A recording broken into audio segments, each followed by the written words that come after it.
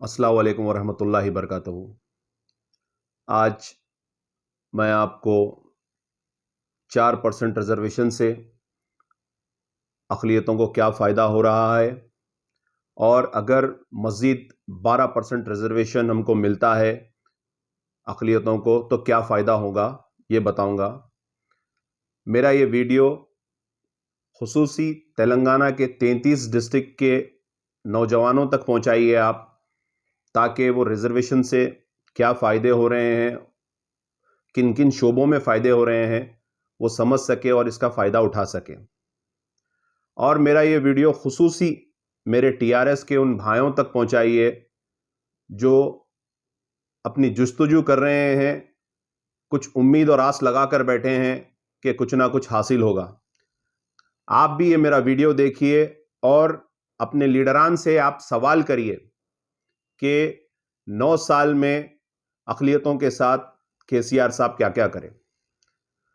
तो मैं आपको सबसे पहले बताऊंगा कि 2004 में जब ये आंध्र प्रदेश के साथ स्टेट था तेलंगाना, उस टाइम पर असेंबली इलेक्शन हुए।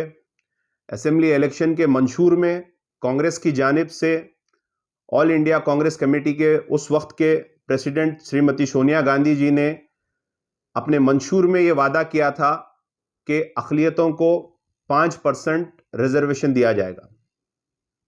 2004 में असेंबली इलेक्शन में कांग्रेस की हुकूमत आई और उस वक्त के chief minister doctor YS Rajasekhara Reddy साहब थे और उस वक्त के minority welfare minister Mohammed Ali Shabbir साहब थे। सिर्फ और सिर्फ 58 डेज में रिजर्वेशन को यकीनी बनाया गया, जो अपने मंशूर में कांग्रेस ने वादा किया था। उस रिजर्वेशन को यकीनी बनाने में मोहम्मद अली शब्बीर साहब ने 17 डिपार्टमेंट से क्लियरेंस लाया और इस 5% रिजर्वेशन को कांग्रेस ने यकीनी बनाया और इससे अक़लियतों का एक नया दौर शुरू हुआ तरक्की का। फिर कुछ टेक्निकल वजूहात से इस रिजर्वेशन को चैलेंज किया गया। कांग्रेस ने फिर अदालत आलिया में अपनी पूरी ताकत लगाई, तवील अरसे तक इसके लिए लड़े। फिर सुप्रीम कोर्ट ने इसको 4% पे लाकर रोक दिया। आज भी ये केस सुप्रीम कोर्ट में कॉन्स्टिट्यूशनल बेंच पर चल रहा है और आपको मालूम होना चाहिए कि टीआरएस इसमें आज तक कोई सीरियसनेस नहीं दिखाई। क्या आप कभी सुने महमूद अली साहब कभी रिजर्वेशन के लिए दिल्ली गए या सुप्रीम कोर्ट के आला वकीलों से वकला से बात करें या टीआरएस की कोई दिलचस्पी इसमें बताए? या हमारे कोप्पला ईश्वर साहब जो माइनॉरिटी अक़लियतों के मिनिस्टर है, इन्होंने कभी अपनी सीरियसनेस बताई या कोई एक प्रेस कॉन्फ्रेंस करा या कोई डिस्कशन करे? या केटीआर साहब यहां से आप बैरुल ममालिक तक जाते हैं, जो आपकी हुकूमत मुसलमानों को झूठे वादे देने के ऊपर जो वादे करे थे उस पर मुश्तमिल है, क्या आपने कभी कोई सीरियसनेस दिखाई? क्या केसीआर साहब अपनी दिल्ली में फाउंडेशन रखे बीआरएस का भी आपने कभी रिजर्वेशन के ताल्लुक से कुछ कोशिश किया? आज भी कोई टीआरएस का एक भी लीडर अक़लियतों के रिजर्वेशन के लिए कोई जुस्तजू नहीं कर रहा है।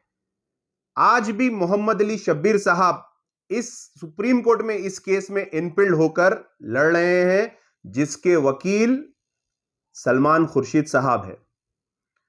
कांग्रेस की यह कोशिश है कि इस रिजर्वेशन को आखिरी दम तक बचाएंगे और अक़लियतों को इसका फायदा पहुंचाएंगे। किसी को कुछ दे के मदद करने से अच्छा अपलिफ्टमेंट उसको कुछ काबिल बना के करने से होता है, यह कांग्रेस की सोच है। अब मैं आपको रिजर्वेशन से क्या फायदे हुए हैं 4% रिजर्वेशन के बताऊंगा, उसके बाद 12% से आपको क्या फायदे हो सकते हैं बताऊंगा। 4% रिजर्वेशन से लाखों तलबा अपने अपने शोबों में एमबीबीएस, इंजीनियरिंग, एमबीए, एमसीए और मजीद प्रोफेशनल कोर्सेस में दाखिला लिए हैं, ऊंचे मुकामों पर गए हैं, गवर्नमेंट नौकरियां हासिल करे हैं, डॉक्टर्स बने हैं, इंजीनियर्स बने हैं, काफी शोबों में गए। फिर जो ग्रुप 1 के एग्जाम्स दिए हैं, इसी रिजर्वेशन से एसपी बने हैं, सुपरिटेंडेंट ऑफ पुलिस, बड़े बड़े वकला बने हैं, डिस्ट्रिक्ट कलेक्टर बने हैं और गवर्नमेंट शोबों में अपनी नौकरी हासिल करे हैं। आज केसीआर साहब ने 80,039 नौकरियां निकाली हैं और रिजर्वेशन के थ्रू इनको मिलते हैं, देखिए आप, 3,201 नौकरी, जो 4% रिजर्वेशन कांग्रेस की जानिब से अक़लियतों को दिया गया। अगर ये 12% रिजर्वेशन होता तो आज 9,604 नौकरी मिलते थे आपको। अब ना सिर्फ पढ़ाई के एतबार से एजुकेशन की तरफ रिजर्वेशन काम में आया या नौकरियों की तरफ गवर्नमेंट के काम में आया, बल्कि ये रिजर्वेशन जो कांग्रेस की जानिब से 4% दिया गया है, उससे अक़लियतों का सियासी फायदा भी हुआ है, सियासी अपलिफ्टमेंट भी हुआ है। मैं तमाम के नाम नहीं लूंगा, सिर्फ एक दो कॉर्पोरेटर्स के नाम लूंगा जो अक़लियतों के बैकवर्ड क्लास से आते हैं, हमारे भाई, और उनको रिजर्वेशन से कहां तक मुकाम मिला। साबिका में अजीमतर हैदराबाद बल्दियाई इलेक्शन हुआ है, जिसमें 150 कॉर्पोरेटर्स ने इलेक्शन कंटेस्ट किया।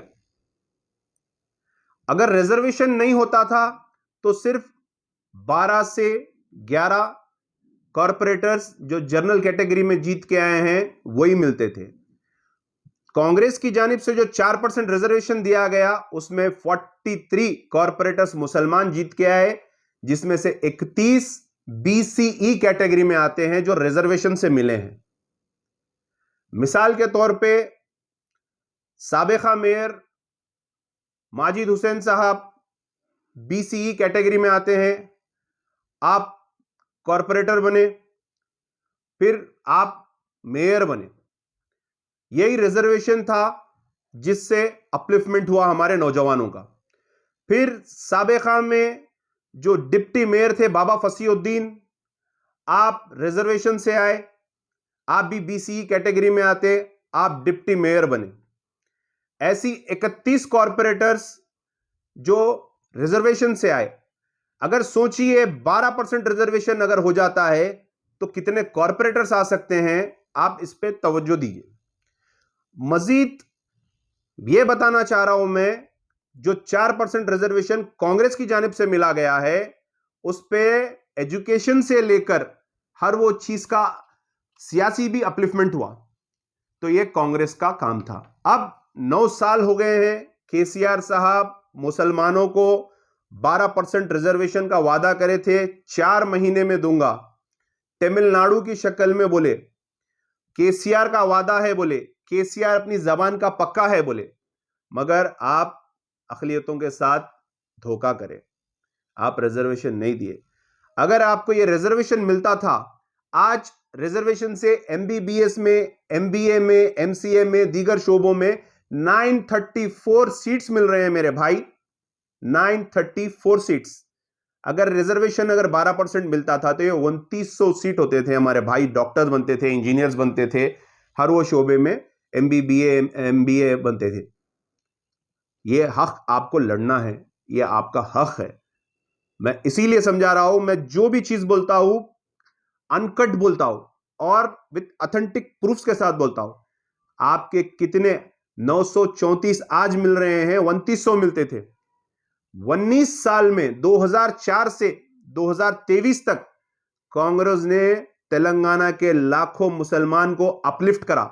एक बच्चा अगर डॉक्टर बनता मेरे भाई, तो उसके वालिद, वालदा, बीवी, बच्चे, फैमिली सुधर जाती। एक इंजीनियर अगर बनता मेरे भाई, तो उसकी फैमिली सुधर जाती। 25 लाख करीब तलबा को कांग्रेस ने अपलिफ्टमेंट करा। तो सोचो आप कितने खानदान अपने आगे आगे। हम ये चाहते हैं कि हमारा भाई एसआई बने, हमारा भाई एसपी बने, हमारा भाई डीएसपी बने, हमारा भाई एडवोकेट बने, हमारा भाई इंजीनियर बने, हमारा भाई डॉक्टर बने। हर शोबे में अगर आप गवर्नमेंट नौकरी हासिल करेंगे तो आपके लिए बहुत बेहतर रहेगा, आपका रुआब बहुत बेहतर रहेगा।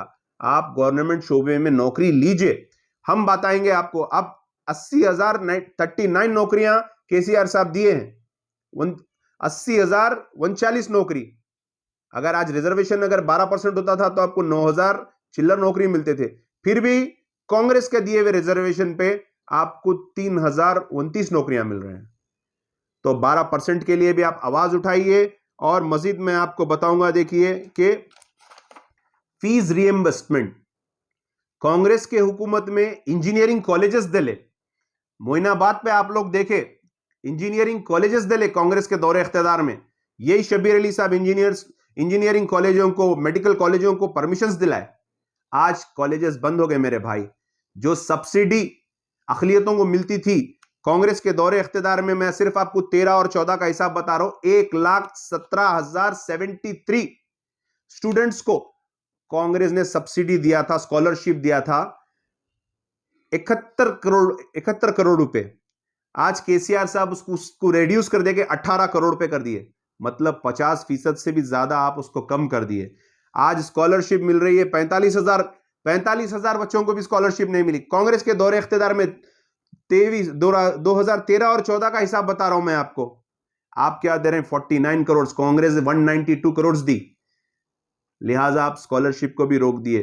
तो मैं अवाम उन्नास से, तमाम डिस्ट्रिक्ट के लोगों से, तमाम लीडरान से यही बोल रहा हूं कि केसीआर को आप लोग पहचानिए, 12% रिजर्वेशन के लिए अपनी आवाज उठाइए। मैं सिर्फ आज रिजर्वेशन के बारे में बात कर रहा हूं तो सिर्फ रिजर्वेशन के बारे में बात करूंगा। मजीद कई वादे हैं उसके जो पूरा नहीं किया, कई चीज है जो पूरा नहीं किया, कई हमारे दिलों को तकलीफ देने वाले काम किया, हम वो भी अभी डिस्क्लोज नहीं कर रहे।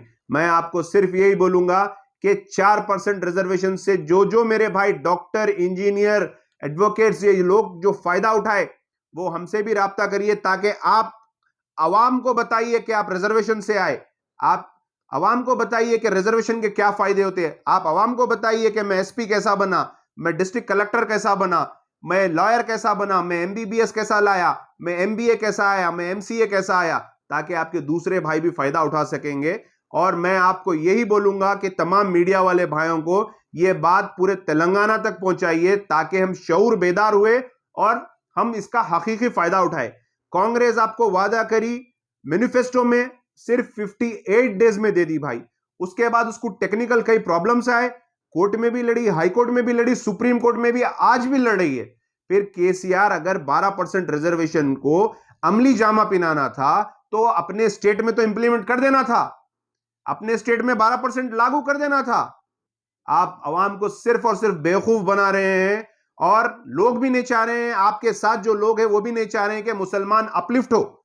मैं इतना वाजे बता दिया कि एक बीसी का बच्चा मेयर बन सकता, डिप्टी मेयर बन सकता, तो अगर 12% मिलेगा तो आप बहुत कुछ बन सकते हैं मेरे भाई, कौम की खिदमत कर सकते हैं। चापलूसी नहीं करना चाहिए, कौम की खिदमत करना चाहिए। मैं यही बोल के अपनी बात खत्म करूंगा। मेरा यह मैसेज तमाम नौजवानों तक पहुंचाइए, और हर शोबे में जहां पे भी नौकरी है उसके लिए अप्लाई करिए, और हर वो चीज के लिए आप अपनी कोशिश करिए, हम आपके साथ रहेंगे। शुक्रिया, अस्सलाम वालेकुम, जय हिंद, जय कांग्रेस।